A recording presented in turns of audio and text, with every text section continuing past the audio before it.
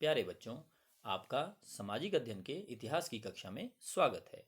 आज हम अध्याय 6 नए प्रश्न नए विचार means new question and ideas के बारे में जानकारी प्राप्त करेंगे।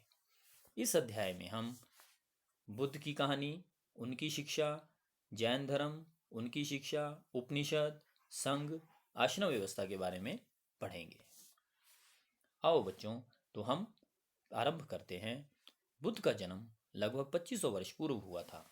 ये बौद्ध धर्म के संस्थापक थे। इनका नाम सिद्धार्थ था। इन्हें गौतम के नाम से भी जाना जाता था। बुद्ध क्षत्रिय थे और शाक्य नामक एक छोटे से गण से संबंधित थे। युवावस्था में ही ज्ञान की खोज में इन्होंने घर से सुखों को त्याग दिया। वे अनेक वर्षों तक भ्रमण करते रहे और अन्य विचारकों से मिलकर चर्चा करते रहे। अंततः ज्ञान प्राप्ति के लिए उन्होंने स्वयं ही रास्ता ढूंढने का निश्चय किया। बुद्ध ने बौद्ध गया, जो आज बिहार में है, में एक पीपल के नीचे कई दिनों तक तपस्या की और उन्हें ज्ञान प्राप्त हुआ। इसके बाद से वे बुद्ध के रूप में जाने गए। बुद्ध गया से वाराणसी के निकट स्थित सारनाथ गए, जहां उन्होंने पहली बार उपदेश दिया। कुशीनारा में मृत्यु से पहले का शेष जीवन उन्होंने पैदल यात्रा करने और लोगों को शिक्षा देने में व्यतीत किया। आओ बच्चों, महात्मा बुद्ध द्वारा दी गई शिक्षा के बारे में जानें। उनके अनुसार यह जीवन कष्टों और दुखों से भरा हुआ है और ऐसा हमारी इच्छा और लालसाओं के कारण होता है।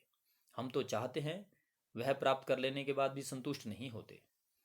हम जो चाहते हैं वह प्राप्त करने के बाद भी संतुष्ट नहीं होते एवं और अधिक वस्तुओं को पाने की इच्छा करने लगते हैं। बुद्ध ने इस लिप्सा को तृष्णा कहा है। बुद्ध ने शिक्षा दी कि आत्म संयम अपनाकर हम लालसा से मुक्ति प्राप्त कर सकते हैं। बुद्ध ने लोगों को दयालु होने और मनुष्यों के साथ जानवरों के जीवन का भी आदर करने की शिक्षा दी। बुद्ध मानते थे कि हमारे कर्मों के परिणाम, चाहे वे अच्छे हों या बुरे, हमारे वर्तमान जीवन के साथ साथ बाद के जीवन को भी प्रभावित करते हैं। बुद्ध ने अपनी शिक्षा प्राकृत भाषा में दी, इससे सामान्य लोग भी उनके संदेश को समझ सकें। बुद्ध ने कहा कि लोग किसी शिक्षा अपने विवेक से मापे और फिर उस शिक्षा को स्वीकार करें। बुद्ध ने किसा गौतमी नामक एक स्त्री को शिक्षा इस प्रकार दी थी। आओ बच्चों, किसा गौतमी की कहानी समझें और पढ़ें। यह बुद्ध के विषय में एक प्रसिद्ध कहानी है। एक समय की बात है, किसा गौतमी नामक एक स्त्री का पुत्र मर गया। इस बात से वह बहुत दुखी हुई और वह अपने बच्चे को गोद में लेकर नगर की सड़कों पर घूम घूम कर लोगों से प्रार्थना करने लगी कि कोई उसके पुत्र को जीवित कर दे। एक भला व्यक्ति उसे बुद्ध के पास ले गया। बुद्ध ने कहा, मुझे एक मुट्ठी सरसों के बीज लाकर दो, मैं तुम्हारे पुत्र को जीवित कर दूंगा। किसा गौतमी बहुत प्रसन्न हुई, पर जैसे ही वह बीज लाने के लिए जाने लगी, तभी बुद्ध ने उसे रोका और कहा, ये बीज एक ऐसे घर से मांग कर लाओ जहां किसी की मृत्यु ना हुई हो। किसा गौतमी एक दरवाजे से दूसरे दरवाजे गई, लेकिन वह जहां भी गई उसने पाया कि हर घर में किसी न किसी के पिता, माता, बहन, भाई, पति, पत्नी, बच्चे, चाचा, चाची या दादा दादी की मृत्यु हुई थी। इस प्रकार किसा गौतमी के आंखें खुल गई। तो बच्चों, सारनाथ स्तूप के बारे में भी जाने। यहाँ पर बुद्ध ने अपना सर्वप्रथम उपदेश दिया था। इसी घटना की स्मृति में यहाँ स्तूप का निर्माण किया गया। आओ बच्चों, अब हम उपनिषद के बारे में जानते हैं। उपनिषद का शाब्दिक अर्थ है गुरु के समीप बैठना। उपनिषद उत्तर वैदिक ग्रंथों का हिस्सा थे। इन ग्रंथों में अध्यापकों और विद्यार्थियों के बीच बातचीत का संकलन किया गया है। प्राय यह विचार सामान्य वार्तालाप के रूप में प्रस्तुत किए गए हैं। बुद्ध के अलावा दूसरे अन्य चिंतक भी कठिन प्रश्नों का उत्तर ढूंढने का प्रयास कर रहे थे, जैसे मृत्यु के बाद जीवन, यज्ञों की उपयोगिता आदि। चिंतकों का मानना था कि वह विश्व में कुछ ऐसा भी है जो स्थायी है और जो मृत्यु के बाद भी बचा रहता है। चिंतकों ने इसका वर्णन आत्मा तथा ब्रह्म अथवा सर्वभौम आत्मा के रूप में किया है। वे आत्मा और ब्रह्म को एक ही मानते थे। ऐसा कई विचारों का संकलन भी उपनिषदों में हुआ है। चर्चाओं में भाग लेने वाले अधिकांशतः पुरुष, ब्राह्मण और राजा होते थे। कहीं कहीं गार्गी जैसी स्त्री विचारकों का भी उल्लेख मिलता है। गार्गी राज दरबार में होने वाले वाद विवादों में भाग लिया करती थी। निर्धन व्यक्ति इस तरह के वाद विवाद में बहुत ही कम हिस्सा लेते थे। इस तरह एक प्रसिद्ध अपवाद सत्यकाम जावाल का है। सत्यकाम के मन में सत्य जानने की तीव्र जिज्ञासा उत्पन्न हुई। गौतम नामक एक ब्राह्मण ने उन्हें अपने विद्यार्थी के रूप में स्वीकार किया और वह अपने समय के सर्वाधिक प्रसिद्ध विचारकों में से एक बन गए। उपनिषदों के कई विचारों का विकास बाद में प्रसिद्ध विचारक शंकराचार्य जी द्वारा किया गया। भारतीय दर्शन की 6 पद्धतियों के बारे में आओ बच्चों जानकारी प्राप्त करें। भारत द्वारा सत्य की वैदिक खोज का प्रतिनिधित्व दर्शन को 6 शाखाओं में किया। वैश्विक, न्याय, सांख्य, योग, पूर्ण मीमांसा, वेदांत या उत्तर मीमांसा। दर्शन की इन 6 पद्धतियों की स्थापना क्रमशः ऋषि कणद, गौतम, कपिल, पतंजलि, जैमिनी और व्यास द्वारा की गई मानी जाती है, जो आज भी देश में वैदिक चर्चा को दिशा देते हैं। जर्मन मूल के ब्रिटिश भारतविद फ्रेडरिक मैक्स मूलर के अनुसार दर्शन की इन 6 शाखाओं का विकास कई पीढ़ियों के दौरान व्यक्तिगत विचारकों के योगदान से हुआ। यद्यपि ये एक दूसरे से भिन्न दिखते हैं, परंतु सत्य की समझ और आधारभूत तालमेल दिखता है। आओ बच्चों व्याकरणविद पाणिनि के बारे में जानें। पाणिनि ने संस्कृत भाषा में व्याकरण की रचना की। पाणिनि ने स्वरों और व्यंजनों को एक विशेष क्रम में रखकर उनके आधार पर सूत्रों की रचना की। ये सूत्र बीजगणित के सूत्रों से काफी मिलते जुलते हैं। सूत्रों का प्रयोग कर उन्होंने संस्कृत भाषा के प्रयोगों के नियम लघु सूत्रों लगभग 3000 के रूप में लिखे। अब बच्चों जैन धर्म की बात करें। जैन शब्द जिन शब्द से निकला है, जिसका अर्थ है विजेता। वर्धमान महावीर ये जैन धर्म के 24वें और अंतिम तीर्थकर थे। इन्होंने भी अपने विचारों का प्रसार किया। ये वज्जी संघ के लक्ष्मी कल के एक क्षत्रिय राजकुमार थे। 30 वर्ष की आयु में उन्होंने घर छोड़ दिया और जंगल में रहने लगे। 12 वर्ष तक उन्होंने कठिन एवं एकाकी जीवन व्यतीत किया। इसके बाद उन्हें ज्ञान प्राप्त हुआ। आओ बच्चों वर्धमान महावीर जी ने क्या शिक्षा दी उसके बारे में जानें। उनके अनुसार सत्य को जानने की इच्छा रखने वाले प्रत्येक स्त्री व पुरुष को अपना घर छोड़ देना चाहिए। अहिंसा के नियमों का कड़ाई से पालन करना चाहिए, अर्थात किसी भी जीव को ना तो कष्ट देना चाहिए, ना ही उसकी हत्या करनी चाहिए। महावीर का कहना था, सभी जीव जीना चाहते हैं, सभी के लिए जीवन प्रिय है।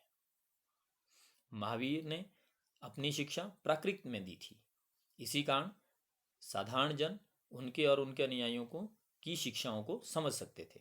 देश के अलग अलग हिस्सों में प्राकृत के अलग अलग रूप प्रचलित थे। जैसे मगध में बोले जाने वाली प्राकृत मागधी कहलाती थी। महावीर के अनुयायियों को भोजन के लिए भिक्षा मांगकर सादा जीवन बिताना होता था। उन्हें पूरी तरह से ईमानदार होना पड़ता था और चोरी न करने की उन्हें सख्त हिदायत दी जाती थी। अनुयायियों को ब्रह्मचर्य का पालन करना होता था। पुरुष को वस्त्रों सहित सब कुछ त्यागना पड़ता था। अधिकांश व्यक्तियों के लिए ऐसे कड़े नियमों का पालन करना बहुत बहुत कठिन था। फिर भी हजारों व्यक्तियों ने इस नई जीवन शैली को जानने और सीखने के लिए अपने घरों को छोड़ दिया था।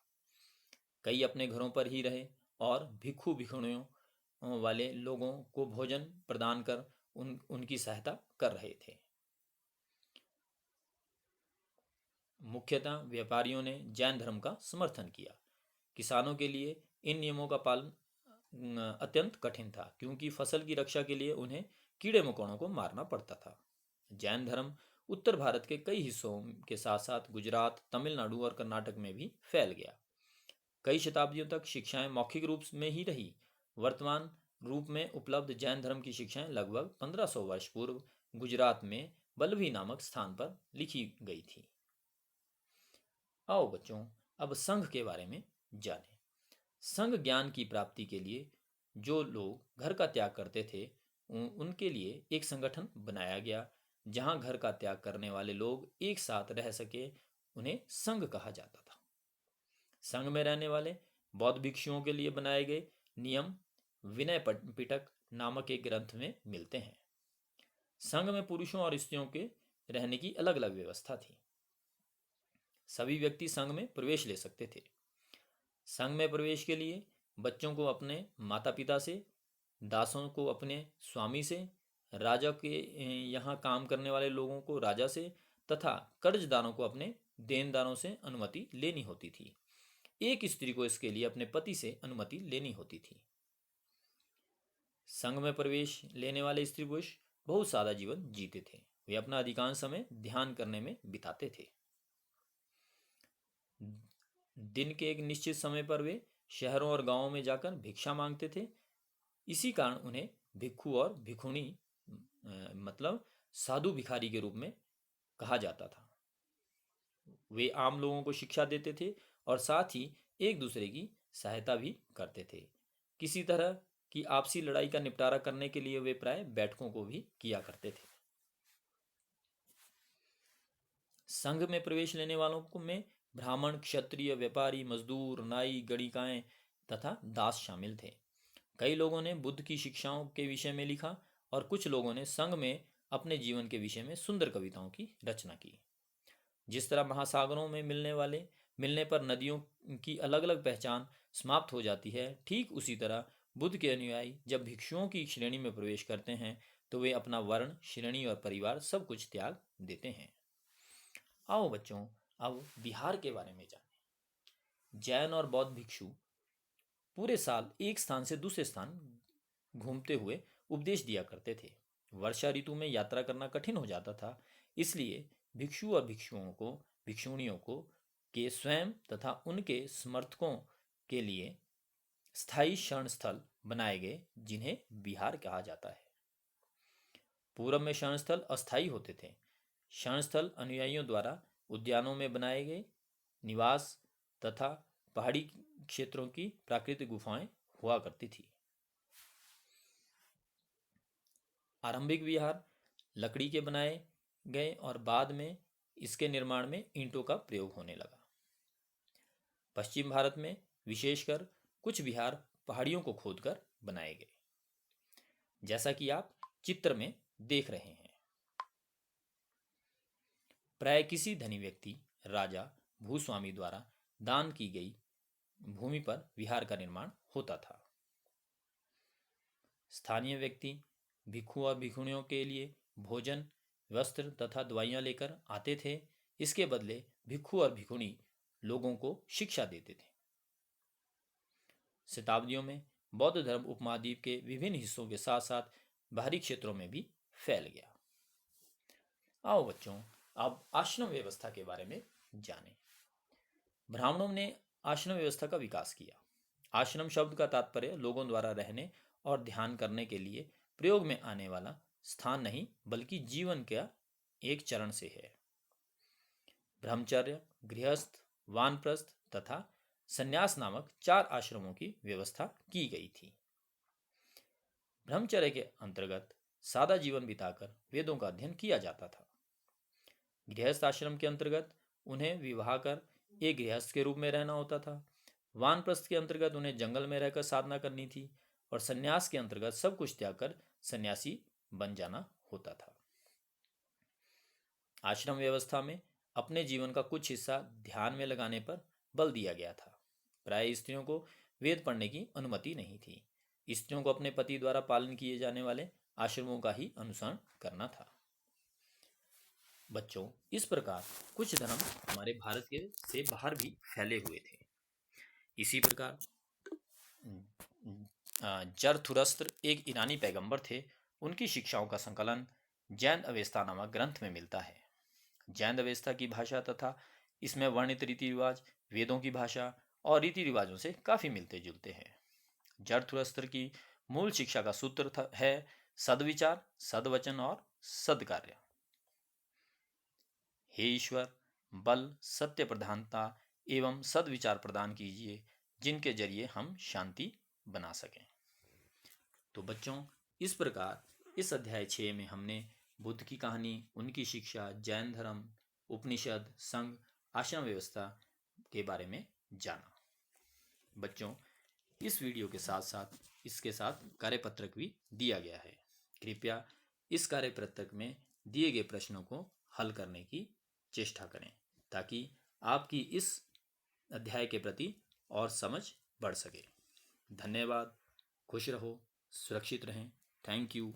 Be happy and safe.